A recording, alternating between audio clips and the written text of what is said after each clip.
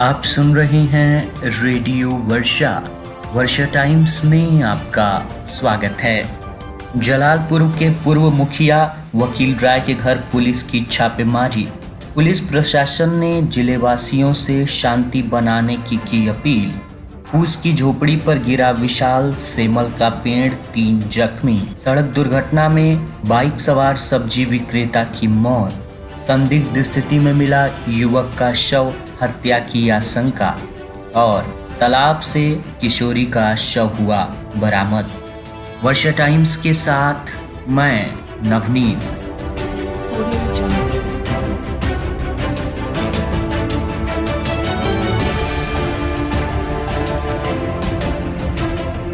अब वर्षा टाइम्स विस्तार से। सिधवलिया थाना अंतर्गत गुप्त सूचना के आधार पर ग्राम जलालपुर में पूर्व मुखिया वकील राय के घर पुलिस ने छापेमारी की। इस छापेमारी में पुलिस ने एक देसी पिस्टल एवं 15.30 लीटर विदेशी शराब बरामद की। पुलिस सूत्रों के मुताबिक सिधवलिया थाना में गुप्त सूचना प्राप्त हुई थी कि जलालपुर के पूर्व मुखिया वकील राय के घर कुछ अनैतिक गतिविधियां चल रही हैं, जिसको लेकर पुलिस ने छापेमारी की और पुलिस को बड़ी सफलता हाथ लगी है। पुलिस इस मामले में कार्रवाई करते हुए सुसंगत धाराओं में एफआईआर दर्ज कर आगे की विधिक कार्रवाई में जुट गई है। गोपालगंज पुलिस प्रशासन ने गोपालगंज की जनता से शांति बनाने की अपील की है। अपने संदेश में गोपालगंज प्रशासन ने लिखा है कि जैसा कि आप सभी जानते हैं कि कल यानी 4 जून को लोकसभा चुनाव के परिणाम आने वाले हैं।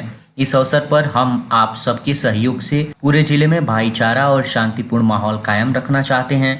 आप सभी से अपील है कि चाहे जो भी चुनाव परिणाम आए, आपसी भाईचारा और सामाजिक समरसता बनी रहनी चाहिए। आप सभी अपने आसपास जरूर निगाह रखें, किसी असामाजिक तत्व को अपने यहाँ माहौल बिगाड़ने न दें। हमें यही इसी जगह मिलजुल कर रहना है। किसी भी सिरफिरे की बातों में आकर कोई गलत कदम न उठाएं। अपने बेटे बच्चों पर कड़ी नजर रखें। सोशल मीडिया के माध्यम से आपसी वैमनस्य को बढ़ावा देने वाले पोस्ट न करने दें। बिना जाने समझे भ्रामक पोस्ट को शेयर फॉरवर्ड न करने दें।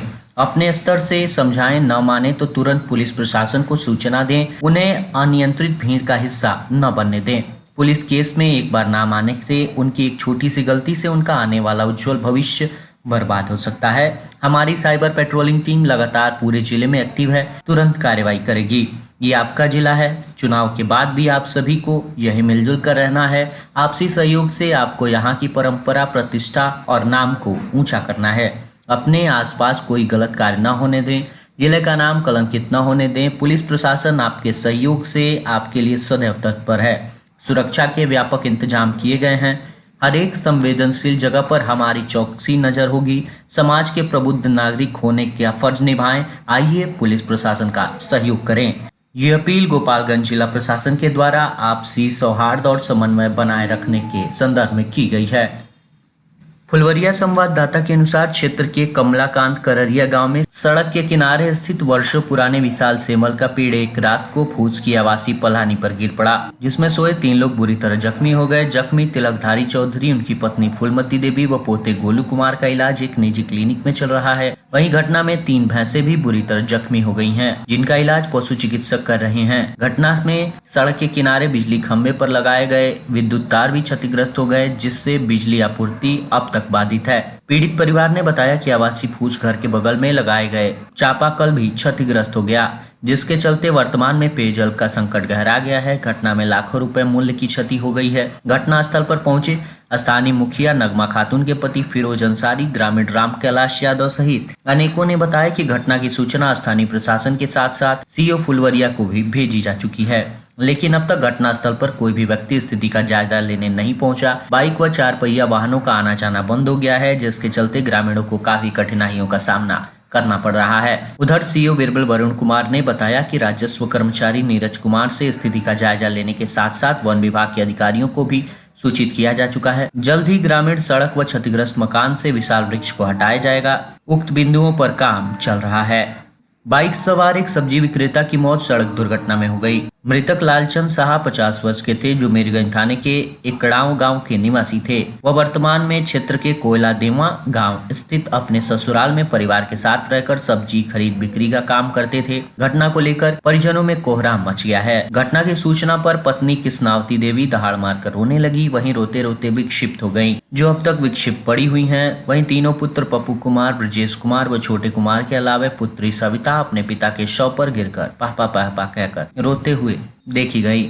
जहां आसपास के लोग सांत्वना देने में लगे हुए थे। परिजनों को सांत्वना देने पहुंचे ग्रामीण समाज सेवी नागेंद्र कुमार सिंह ने बताया कि सब्जी व्यवसायी लालचंद अपनी बाइक से दवा खरीदने मिस्र बतरहा बाजार जा रहे थे। वे जैसे ही कोयला देवा मिस्र बतरहा सड़क से सिंहपुर गांव के समीप पहुंचे कि उनकी बाइक सड़क के किनारे पक्की दीवार से टकरा गई, जिससे गंभीर रूप से घायल हो गए, जिन्हें परिजन गोपालगंज स्थित सदर अस्पताल इलाज के लिए भर्ती कराया, जहाँ स्थिति नाजुक देखते हुए प्राथमिक उपचार के बाद डॉक्टरों ने बेहतर इलाज के लिए गोरखपुर स्थित बीआरडी मेडिकल कॉलेज हॉस्पिटल के लिए रेफर कर दिया, जहां इनकी इलाज के दौरान मौत हो गई। अस्पताल में ही शव का पोस्टमार्टम कराया गया। इसके बाद सोमवार को एम्बुलेंस से शव घर पहुंचा, जहां इनका अंतिम संस्कार कराया गया।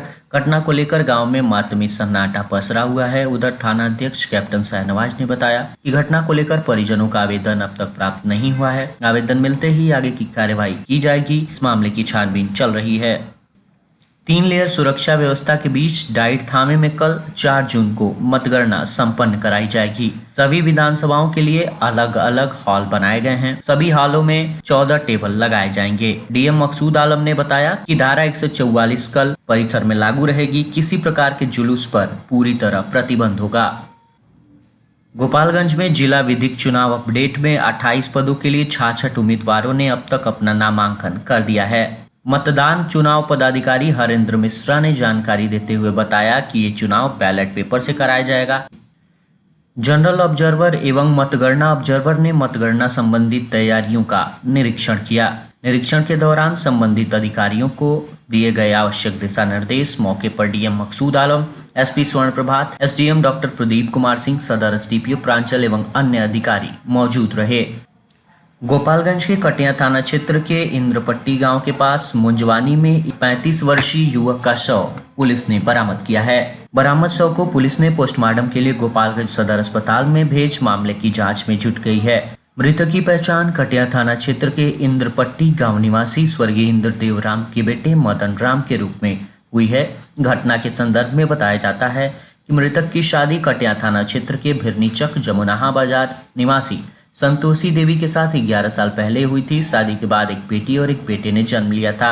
बेटी की उम्र 8 साल और बेटी की उम्र लगभग 6 साल बताई जा रही है। मृतक के ससुर ने बताया कि 4 साल पहले मेरी बेटी के साथ शराब पीकर मारपीट करता था, खाना पीना नहीं देता था, जिससे तंग आकर मेरी बेटी ने उसे छोड़ दिया और अपने बेटे को अपने साथ लेकर मैके आ गई। बेटे को भी लेने की कोशिश की गई, लेकिन बेटे माँ के साथ नहीं जाना चाहता था। वह पिता के साथ ही रहना चाहता था, जिसके बाद उसे पिता के पास ही छोड़ दिया गया। कुछ दिन के बाद उन्होंने अपनी बेटी की दूसरी शादी कर दी। इधर उसका पति भी पिछले 1 साल पहले दूसरी शादी कर लिया था।